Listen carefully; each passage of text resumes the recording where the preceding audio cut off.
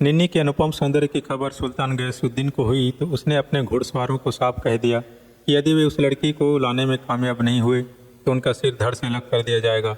उन दिनों अक्सर मुगलों के आक्रमण होते रहते थे।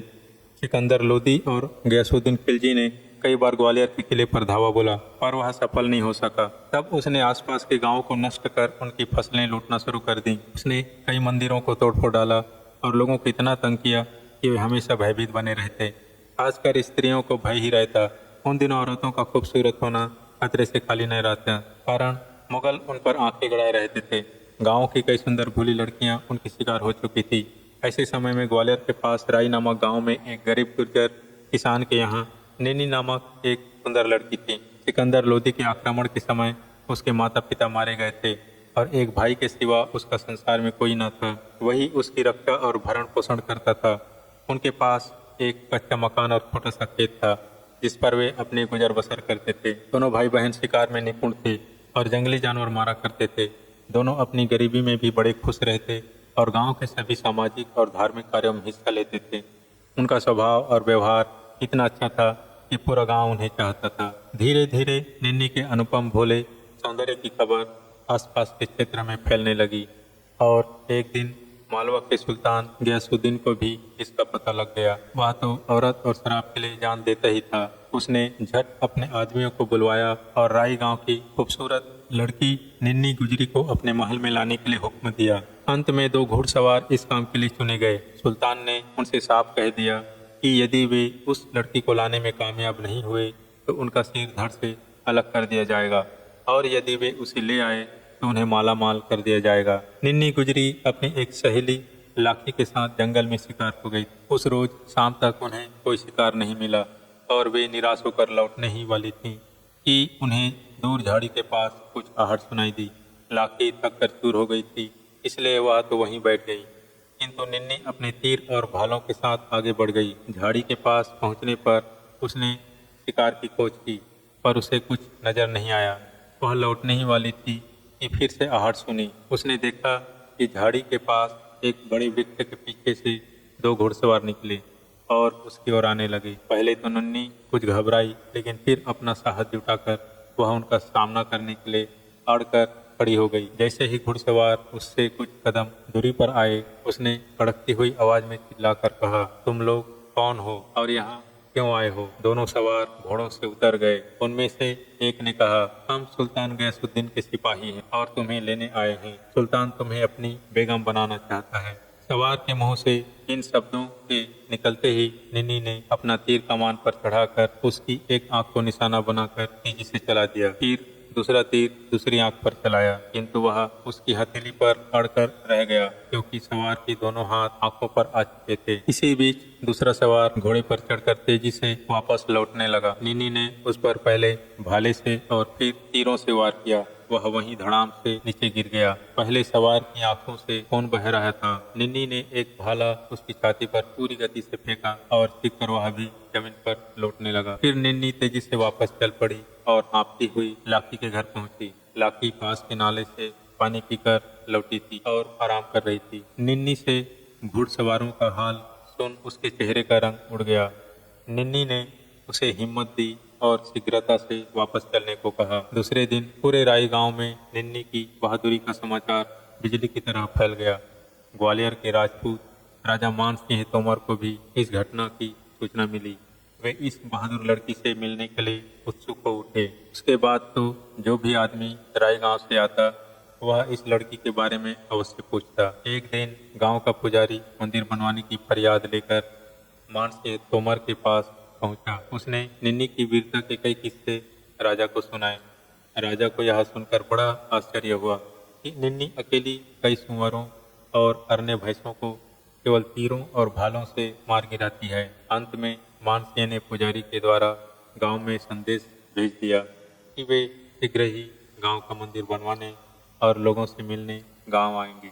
राजा के आगमन की सूचना पाते ही गुजरों में खुशी की लहर फैल गई। हर कोई उनके स्वागत की तैयारियों में लग गया। लोगों ने अपने कच्चे मकानों को छापना और लिपा पोतना शुरू कर दिया। जिनके पास पैसे थे उन्होंने अपने लिए उस दिन पहनने के लिए नए कपड़े बनवा लिए, किंतु जिनके पास पैसे नहीं थे उन्होंने भी नदी के पानी में अपने पुराने फटे कपड़ों को खूब साफ कर लिया। उत्सुकता से उस दिन हर दरवाजे पर आम के पत्तों के बंधनवार बांधे गए और सब लोग अपने साफ कपड़ों को पहन गांव के बाहर रास्ते पर राजा के स्वागत के लिए जमा हो गए। सामने औरतों की कतारें थी। वे अपने सिर पर मिट्टी के घड़ों को उठाए। उन घड़ों में पानी भरा था। उन घड़ों पर मीठे तेल के दीपक जल रहे थे। सबके सामने निन्नी को खड़ा किया गया था, जो एक थाली में अक्षत, कुमकुम, फूल और आरती उतारने के लिए घी का एक दीपक रखे हुए। उसने मोटे मगर साफ कपड़े पहने थे। उसके बाजू में गांव का पुजारी खड़ा था। बाकी पुरुष पंक्ति बनाकर औरतों के पीछे खड़े हुए थे। जैसे ही राजा मान सिंह की सवारी पहुंची, पूरे गांव के लोगों ने मिलकर एक स्वर से उनकी जय जयकार की। फिर पुजारी ने आगे बढ़कर पहले उनका स्वागत किया।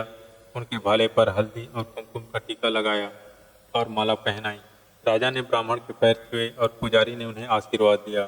इसके बाद पुजारी ने राजा को निन्नी का परिचय कराया।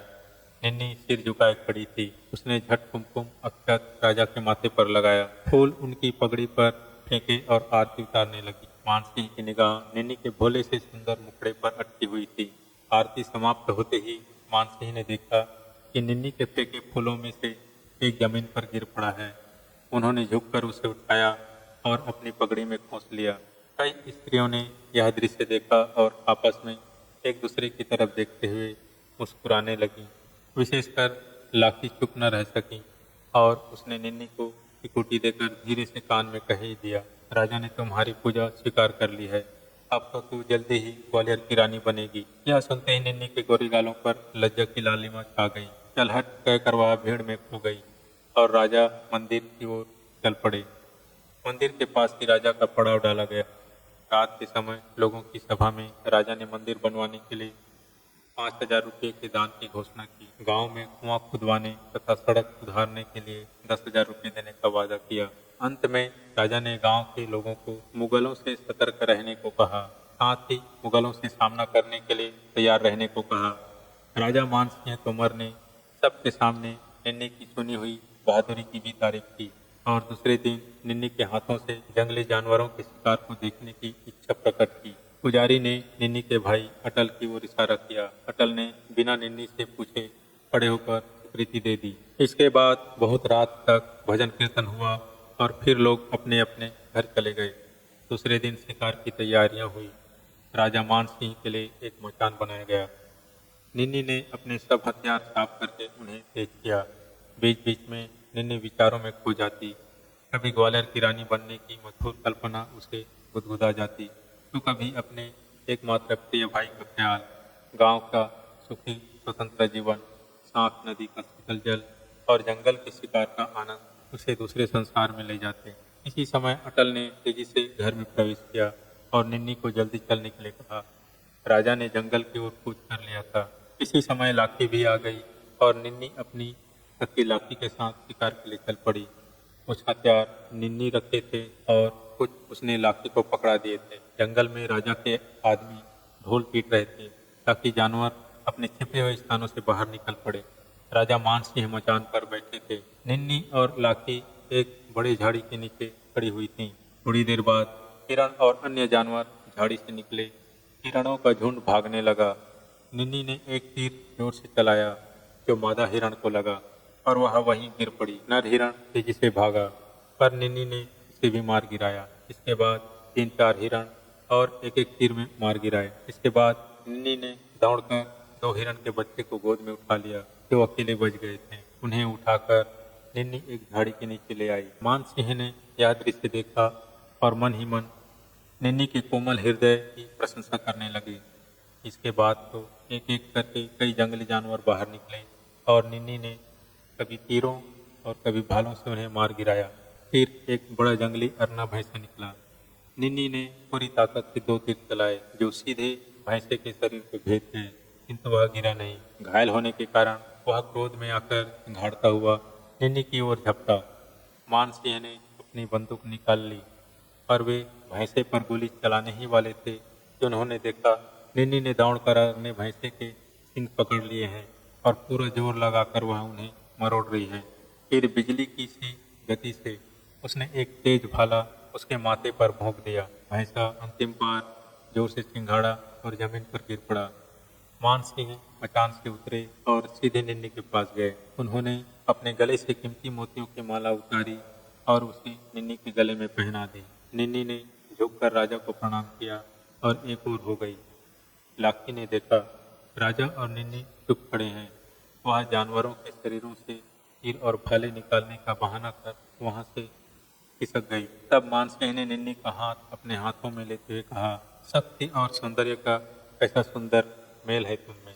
निन्नी, सचमुच तुम तो ग्वालियर के महल में ही शोभा दोगी। क्या तुम मुझसे विवाह करने के लिए तैयार हो? निन्नी के पास जवाब देने के लिए शब्द नहीं थे। वह क्षण भर मौन रही, फिर अत्यंत नम्र और भोले स्वर में बोली, फिर मुझे गांव का यह सुंदर स्वतंत्र जीवन कहाँ मिलेगा? वहाँ मुझे शिकार के लिए जंगल और जानवर कहाँ मिलेंगे? और यह शांख नदी जिसका शीतल जल मुझे इतना प्यारा लगता है, वह कहाँ मिलेगा? मानसिंह, जो निन्नी का हाथ अभी भी अपने हाथों में लिए थे, बोले, तुम्हारी सब इच्छाएं वहाँ भी पूरी होंगी। निन्नी, केवल वचन दो, मैं तुम्हारे लिए शांख नदी को ग्वालियर के महल तक ले जा सकता हूँ। निन्नी अब क्या कहती? वह चुप हो गई और मानसिंह उसके मौन का अर्थ समझ गए। इसी समय अटल और अन्य लोग वहां पहुंचे और निन्नी का हाथ छोड़ राजा मानसिंह उनमें मिल गए। उसी दिन संध्या समय मानसिंह ने पुजारी के द्वारा अटल गुर्जर के पास निन्नी से विवाह का प्रस्ताव भेजा। पहले अटल विश्वास न कर सका, किंतु जब स्वयं मानसिंह ने उससे विवाह की बात कही, तब तो अटल की खुशी का ठिकाना न रहा। दूसरे ही दिन विवाह होना था। अटल इंतजाम में लग गया। लोग उससे पूछते कि वह पैसा कहाँ से लाएगा और इतना बड़ा ब्याह कैसे करेगा। अटल गर्व से जवाब देता, मैं कन्या दूंगा और एक गाय दूंगा, सूखी हल्दी और चावल का टीका लगाऊंगा। घर में बहुत से जानवरों के चमड़े रखे हैं, उन्हें बेचकर बहन के गले के लिए चांदी की एक फसली दूंगा। और क्या चाहिए? मानसिंह ने अटल की कठिनाइयां सुनी तो उसे संदेश भेजा कि वे ग्वालियर से शादी करने को तैयार हैं और दोनों तरफ का खर्चा भी वे पूरा करेंगे। इससे अटल के स्वाभिमान को बड़ा धक्का पहुंचा। उसने तुरंत संदेश भेजा कि उसे यह बात मंजूर नहीं। आज तक कहीं ऐसा नहीं हुआ कि लड़की को लड़के के घर ले जाकर विवाह किया गया हो। गरीब से गरीब लड़की वाले भी अपने घर में ही लड़की का कन्यादान देते हैं। इस पर मानसिंह चुप हो गए। अटल ने रात भर जाकर सब तैयारियां की। उसने जंगल से लकड़ी और आम के पत्ते लाकर मंडप बनाया, अनाज बेचकर कपड़े का एक जोड़ा निन्नी के लिए तैयार किया तथा गांव वालों को बांटने के लिए घोड़ लिया। इस तरह दूसरे दिन वैदिक रीति से राजा मानसिंह और निन्नी का ब्याह पूरा हुआ। गांव के लोगों से जो कुछ बन पड़ा उन्होंने निन्नी को दिया। विदाई के समय निन्नी अटल से लिपट कर खूब रोई। उसने रोते हुए कहा, भैया, अब लाखी को भाभी बनाकर जल्दी घर ले आओ, तुम्हें बहुत तकलीफ होगी। भाई ने उसे आश्वासन दिया और इस प्रकार निन्नी भाई की झोपड़ी को छोड़कर ग्वालियर के महल के लिए रवाना हो गई। विवाह के बाद महल की राजपूत रानियों ने गुर्जर जाति की रानी का विरोध किया। इसी कारण राजा मान सिंह ने गुजरी महल का निर्माण कराया। वहीं गुर्जर किसान की बेटी निन्नी, जिसका नाम असल में मृगनयनी था, ग्वालियर की गुजरी रानी के नाम से इतिहास में प्रसिद्ध हुई। उसमें जैसी सौंदर्य की कोमलता थी, वैसी ही शूरवीरता भी थी। राजा मान सिंह उसे बहुत ही चाहते थे और उस समय तक ऐसा लगा कि राजा उसके पीछे पागल है, किंतु निन्नी ने उन्हें हमेशा कर्तव्य की ओर प्रेरित किया। वह संगीत और चित्रकला सीखने लगी, जिससे उसका समय व्यस्त रहता और मान सिंह भी उस समय अपने राज्य के कार्यों में लगे रहते। युद्ध के समय मृगनयनी हमेशा मानसिक उत्साहित कर राजा की रक्षा के लिए तत्पर रहती थी। इस प्रकार मृगनयनी सचमुच एक योग्य कुशल रानी सिद्ध हुई। उसने राज्य में संगीत, चित्रकला, शिल्पकला को प्रोत्साहन दिया। ग्वालियर में बने हुए मान मंदिर और गुजरी महल आज भी उस समय की उन्नत शिल्पकला के नमूने हैं। राई गांव से गुजरी महल तक बनी हुई नहर, जिसमें शांख नदी का जल ग्वालियर तक ले जाया गया था, आज भी दिखाई देता है। मानसिंह शांख नदी का जल नहर बनाकर ग्वालियर ले आए और गुजरी महल तक पहुंचाकर अपना वादा निन्नी से पूरा किया। निन्नी की यह शर्त थी जो राजा ने पूरी की। राजा मानसिंह को मृगनयनी से 2 बेटे हुए थे। एक का नाम राजे दूसरे का बाले था। मानसिंह ने निन्नी सहित 9 रानियों से विवाह किए थे। निन्नी से पहले मानसिंह के 8 रानियां थीं। मानसिंह की बड़ी रानी से एक बेटा विक्रमादित्य था, जो मान सिंह के पीछे राजा हुआ। मृगनयनी अपने दोनों बेटों राजे और बाले को गुजरी महल छोड़कर तिगड़ा के जंगलों में चली गई। उन्होंने एक नया गोत्र अपनाया जो आज गुर्जर में आता है, तोंगर। इसका अर्थ है तोमर और गुर्जर। मृगनयनी के बेटों को क्षत्रिय राजपूतों में शामिल नहीं किया गया था, क्योंकि क्षत्रिय वो है जो एक प्राणी की कोख से जन्मा हो, मगर मृगनयनी तो गुर्जर जाति से थी। इस कारण उसे पूरी महल से तिगड़ा के जंगलों में बेटों को लेकर जाना पड़ा। मृगनयनी के बेटों ने नया गोत्र तोंगर अपनाया। मृगनयनी के बेटों को कुछ जागीर देकर गुजरों में शामिल किया गया। ये राजपूत राजा मान सिंह तोमर के गुजरी पत्नी के वंशज आज तोंगर गुर्जर कहलाते हैं और तोमर राजपूतों का समर्थन करते हैं चुनाव वगैरह में। राजपूत राजा की गुजरी रानी निन्नी मृगनयनी ने ग्वालियर के तोमर राज्य में 4 चांद जोड़ दिए और उस काल को इतिहास में अमर कर दिया। राजा मान सिंह तोमर ने 1486 से 1516 तक शासन किया। अपने शासन काल में उन्होंने कई जंग जीती और वे संगीत प्रेमी भी थे। निन्नी की आंखें बहुत सुंदर एवं हिरणी की तरह बड़ी बड़ी थी, इसलिए मान सिंह ने उनका नाम मृगनयनी रख दिया और वे इसी नाम से प्रख्यात हो गई। मान सिंह जब भी किले से बाहर जाते या आते थे, वे मृगनयनी से जरूर गुजरी महल में जाकर मिलते थे। मृगनयनी रानी से मिलने में आसानी हो, इसलिए महल से एक सुरंग सीधे नीचे गुजरी महल तक बनाई गई थी। इसी सुरंग से होते हुए महाराजा मान सिंह रानी मृगनयनी से मिलने आया करते थे। महाराजा मान सिंह अगर सबसे ज्यादा किसी से प्रेम करते थे तो वह थी मृगनयनी। महाराजा मान सिंह तोमर और रानी मृगनयनी के प्रेम की निशानी है ग्वालियर किले पर वर्ष 1560 में बना गुजरी महल। वर्ष 1922 में पुरातत्व विभाग ने इस महल को संग्रहालय में बदल दिया। इसमें 28 गैलरी हैं, जिनमें लगभग 9000 कलाकृतियां हैं। यह गुजरी महल आज ग्वालियर किले का प्रमुख आकर्षण है और लाखों पर्यटक इसे देखने आते हैं। राजा मान सिंह तोमर और मृगनयनी की प्रेम गाथा आज भी बड़े चाव से ग्वालियर में लोगों से सुनी जाती है। एक समय ऐसा भी आया जब राजा मान सिंह और मृगनयनी का स्वर्गवास हो गया। तब मान सिंह तोमर की 8 रानियों सहित 1000 महिलाओं ने जौहर से अग्नि स्नान किया था। उस काल में मुगलों ने जहाँ जहाँ हिंदू सम्राटों को शिकस्त दी, वहाँ के राजपूत राजाओं के कुल की नारियों ने जौहर करके अपनी लाज बचाई थी। राजा मान सिंह और मृगनयनी की प्रेम कहानी कल की सी ही लगती है।